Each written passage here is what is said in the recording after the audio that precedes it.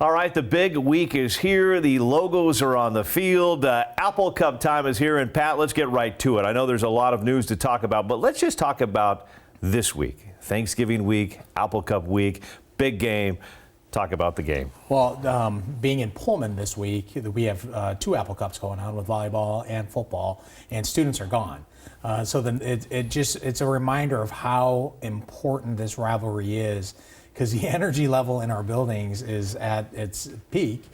Because one, it's the end of the season for regular season for both programs, and two, that's almost irrelevant because it's the Apple Cup. It's an opportunity to go play your rival, and both will be here in Seattle. One on Friday, obviously the football game on Saturday. But this game has been the talk of a lot really since since Sunday's announcement about extending it. But it's one of the great rivalries in college sports. We respect the rivalry. We're honored to be a part of something so revered, so exalted, and and Saturday can't get here fast enough. Well, you mentioned it, the big announcement on Sunday, the extension of the Apple Cup for at least 5 more years. Talk a little bit about the process of coming up with that announcement. At first, we owe Chuck Arnold with first and goal and the Seahawks a huge thank you. I don't think we get next year done. We don't get next year done without Chuck and his willingness to just bring both schools to the table to try to figure out how to extend it for another year.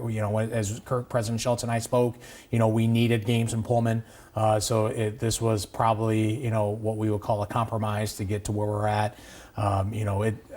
It's important, to be a part. It's our rivalry as much as it's theirs. There's a reason why these turn on TV sets. There's a reason why there's so much emotion around this game, even playing this game in the future. But that kind of speaks to why this game is so important. It's, Cougs and Huskies, live together and these communities here in Seattle and all over the state. And I get it that you have, friends, co-workers, families that have, allegiances to different churches and different ideologies. But at the end of the day, it's an important part of Washington State. It's an important part of the state, and at least for the next 5 years, we have a plan to continue it. Well, as somebody that grew up here and has been covering this Apple Cup for 25 years, I applaud you and the University of Washington for doing. This is a game that goes back to 1900.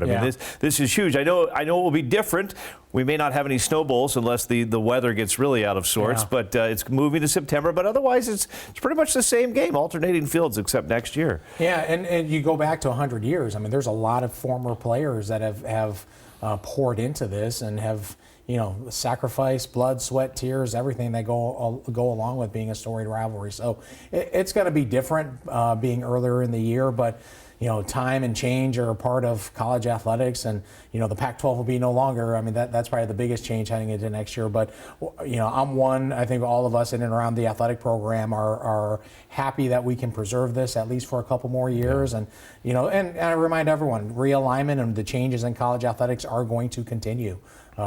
Someone asked me this week, when does realignment start again? I said, when the clock hits zero at the national championship game.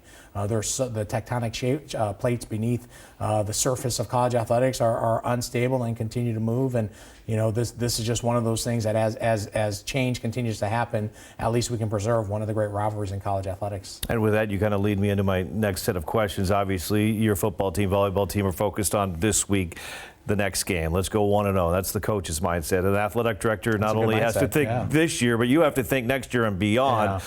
So for everybody out there, Coug fans, the latest on the Pac-12 and the conference right now. Well, we had a big win in Colfax and Whitman County courts last week. That really, it's up for appeal now, but it kind of just signals that how the conference has been governed will continue how it's governed going forward, which essentially means the existing members control the voting rights of the conference. Washington State and Oregon State, for that matter, just want to ensure that we have all best available options on the table. And as the landscape continues to shift, we just have to ensure that we make the right decisions and we continue to position ourselves in the best position forward. So, no real answers where we sit today. We're working on football scheduling. We know portals open up here soon for a lot of our sports, even though we know it already opened up for women's soccer. So these are real-time problems in college athletics that ultimately that we'll have solutions for. But when it's all said and done, we'll make decisions that are best for our student athletes at Washington State. And real-time problems, but that that verdict gave you some time, right? It gave you a two-year window to work with, basically? The NCAA there's a 2-year grace period if you fall beneath eight members for an FBS conference. So what it really means is for 2 years, there are, we believe there are assets that can help us going forward, that could bridge us for the next couple of years. But also we need to figure out firsthand is the best option to rebuild the Pac-12 as conference realignment continues to happen. Okay, rebuild is the word you use, and change can be tough for some. It also can be good, and maybe you can only say so much here, but what are your hopes as we move forward with Washington State? Well, Washington State has, I take great pride that, when you look at the course of Washington State, I've said it over and over, it's almost inexplicable. This athletic program has won so much in the Pac-12, always having half the budget, half the resources.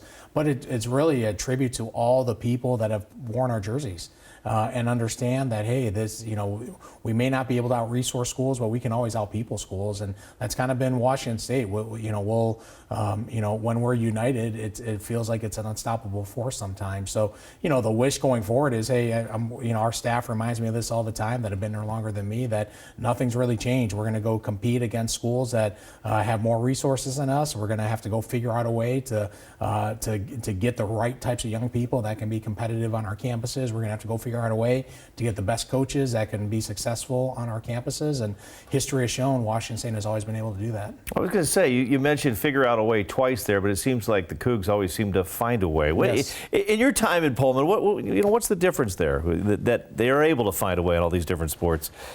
It's one I would always just point to. I think there's shared values at Washington State, and that goes, that's our students, student athletes, coaches, alums. It's a place that takes a lot of pride in this logo right here. And when you take that type of when your source is pride, and it's a unique college experience. I mean, it's your daughter went there. It is a relationship college. It is a place where our student athletes interact with each other. They go support each other at games. You'll see football players at volleyball games, tennis games, soccer games, and you'll see those athletes at football games. It's really a unique environment that those bonds just really go deep. So there's deep meaning in what it means to be a Coug. We'd have to sit here for an hour for me to really go through what I think it means after being there for 6 years now. But it's a place that finds a way because the people refuse to quit, refuse to think of any other alternative than to win. I remind everyone, there's not a Coug that I've met that doesn't love winning. There's not a Coug that I've met that doesn't, that the outside world may look at that as a challenge, and to a Coug it's like, all right, batter up, let's go take that pitch. Yeah. So it's just the mindset. It's in the DNA of Cougs, and the cool thing in Seattle, in front of our largest region of Cougs on this west side of the state, we get to our top. I think we're 11th in the country in volleyball on Friday night. You'll go see one of the best volleyball programs in the country on Friday night, and then we all get to be a part of one of the great rivalries in sports with so much on the line for both schools. Specifically, is one school wants to go home with that Apple Cup this year. Yeah, your volleyball program has been amazing. You mentioned my daughter. It's funny. Last year I called her one night and said, "What are you doing?" She goes, "What am I doing? I'm watching the Cougar basketball team right now." These aren't just my friends; these are my family, and that's kind of how the athletes react. The challenge of being an athletic director right now and a coach.